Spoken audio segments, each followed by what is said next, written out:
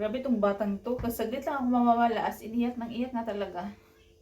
Inantay lang namin yung kanyang nana. Tapos alis na kami. Pag mawala lang si mami saglit. Oy, iyak ng iyak. Gumawa lang ako ng ganyang milk na dalhin namin.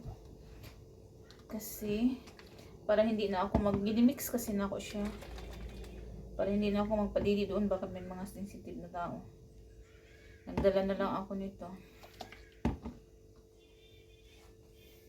Tapos pag sa gabi kasi hindi ako masyado makapahinga kaya ayan, gumawa si daddy ng paraan para mag milk pag gabi para makahinga si mami. Kaya mami hindi makatulog. Kaya lagi lang siya nakangat-ngat sa akin. Good morning! Say good morning! Good morning, mga titas! Grabe, ngayon ko lang talaga naramdaman na ganito pala talaga maging nanay, no? Sobrang pagod ka talaga sa gabi. Tapos yung mga staff sa kahit saan kami magpunta, tinatanong nila ako na nag-ano sila, binabati nila ako, tapos tinatanong nila ako kung kumusta ba ako, kung nakatulog ba, ganyan. Gabi yung mga ibang mga tao dito, yung mga mababait na mga tao, as in, ipafeel talaga nila sa'yo na yung mga batiin ka, tapos sasabihin pahinga ka, pag matulog ang bata, matulog ka din. Iba talaga yung impact talaga na pag may anak ka na. As in, bahala na lang walang tulog, basta ang anak is makakain, no? Ganito pala talaga ang feeling ng nanay. Hindi ko talaga, dati nagbabante naman ako ng mga pamangkin ko. Iba talaga yung pagsasayo na. Yung parang, ako talaga nag-aalala.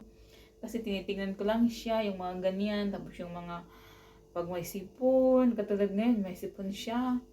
Yung parang hindi ako makatulog, lagi ko lang siyang tinitingnan, yung kawawa, kung gusto ko, kung masipsip pa lang, sisipsipin ko na talaga yung ibalhin na lang sa ako yung sipon, para hindi na siya mahirapan, para makahinga, ganyan. We're waiting for Nana. Yes! Nana is bringing my wheel. Iniwan lang kasi namin sa bahay nila yung ligid ng kasi yung car seat is nandito. Yan yung lagyan ko sa kanya. Tapos, ayun.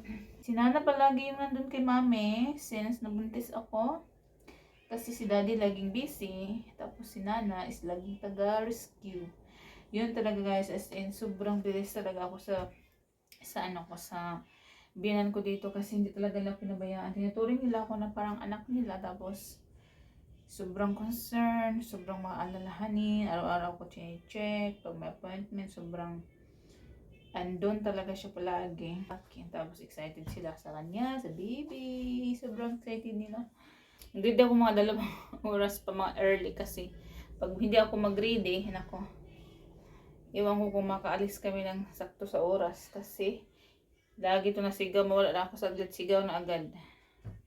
Grabe itong batang to, namimiss agad si mami. Kiri, are you on a ride now?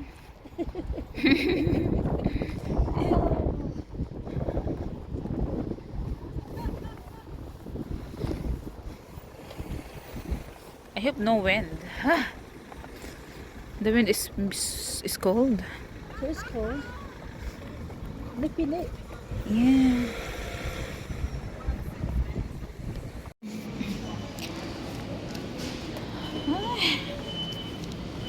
Naghiwalay kami ni Mother kasi naghanap ako ng green peas, or they call it kuan guys, garden peas. Frozen kasi gagawa ako ng beef curry kasi nag-request si Mister. Gagawa ako ng Chinese beef curry. Hindi ko alam kung saan yung kanilang green peas, garden peas. Hindi kami nagkaintindihan ni Mother kanina kasi sabi ko green peas, garden peas pala tawag nila dito. Lagi ako kumakain ng fish and chips na may peas, pero hindi ko alam na nakalimutan ko na garden peas yung tawag dito. Baby love, where is it? So guys, ayan, sa bahay na tayo, and ito yung aking nabili. Kunti lang kasi next week pa kami ni Mr. Mark bibili ang mga pagkain. Bumili na ako ng ingredients sa aming beef curry kasi yun yung ipapaluto niya sa akin. Ito lang yung aking nabili, kunti, habang Mag-quick, ano tayo, quick, ano ba tawag to? Ito yung aming nabili guys, pakita ko lang saglit habang tulog yung ating little angel dyan. Dyan ko lang lagay muna sa sofa. Ano naman, may haboy. May ano naman yan, may ano patawag doon, may pugong ba para hindi siya mahulog. Ito lang banana, yung aking yellow, tas kay Mr. Green. Ayaw ko kasi ng green, gusto niya green. Tapos bumili din ako ng ganito para sa aking munggo.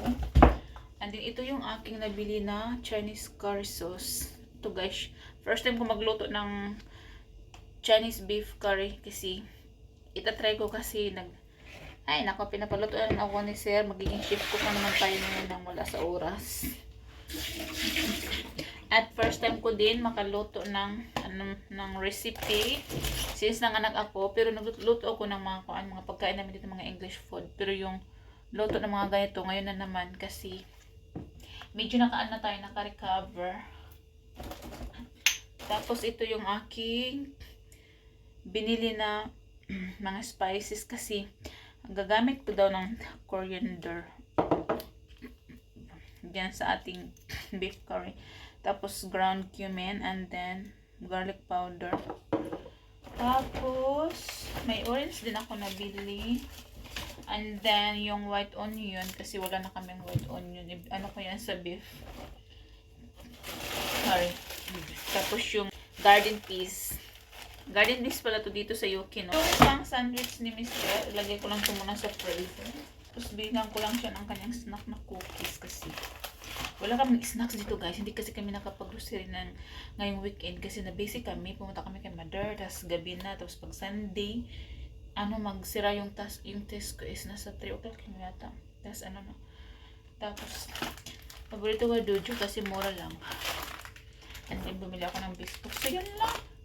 Yun lang yung ating sandali ang binili. At saka first time ko lumabas kasama si Kid at saka si Mother. Kumain kami pala kanina sa Tisco. Hindi ako nakain. Yung parang hindi ko masyado na-enjoy kasi iyak siya doon. Kasi nagutom. Pinakain ko muna o pinainom ng kanyang gatas. See? A piece! A piece. Oh my dish. Oh my dish. Ito na yung aming beef Chinese curry. Tapos si Mr. nagtaliwa ng peas at kuan. White onion. It's first time. First time namin magluto. Ewan ko kung magustuhan ni Mr. It's look yummy man. It's looking good. And it's full of what is that called? Garden peas. Young peas. I called it green Green peas peas. in the Green Philippines. peas. Yeah, a lot of beef and then white onion. Wow. Try it, love. Hindi ganito ito.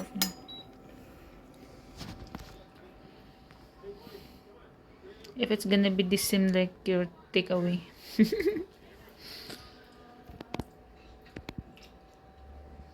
I know. It's nice. Oh. Oh my dish. Oh my dish.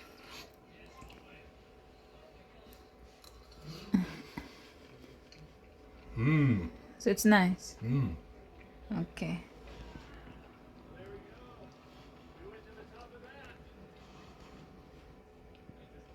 You want rice with that? Yeah, of course. Okay then. I'm gonna get a plate now. That's very nice. Yeah. Grabe yung aking mukha, ang taba. Nung time kasi na, ito kasi guys, yung time kasi na, nilabas ko itong si baby ko, kamukhang kamukha ako siguro talaga yung mukha niya. Ito yung picture ipapakita ko, yung nasa thumbnail ko.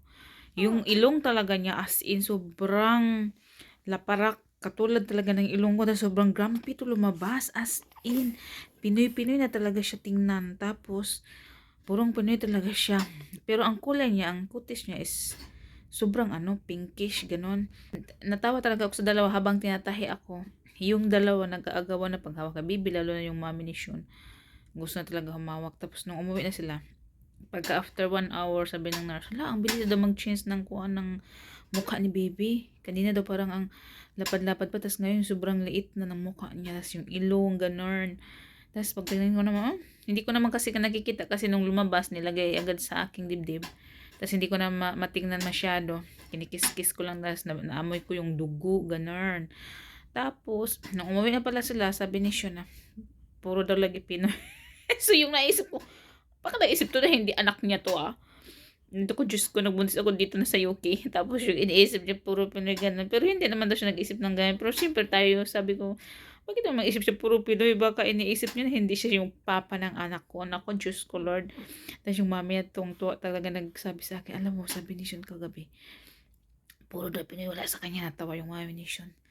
Tapos natawa din ako. Tapos sabi ko sa sarili ko, tingnan mo nga ulit. Pagdating ni siya ng umaga na, pagkita niya, change talaga yung mukha. Ayun ako yung mukha niya, masaya. Sobrang saya kasi sabi niya, finally daw, may ano na, may ano yung may nakuha na daw sa kanya, yung ilong, yung ganyan. Sabi ko sa iyo, mag-change naman yung baby, mag-change pa yan hanggang lumaki.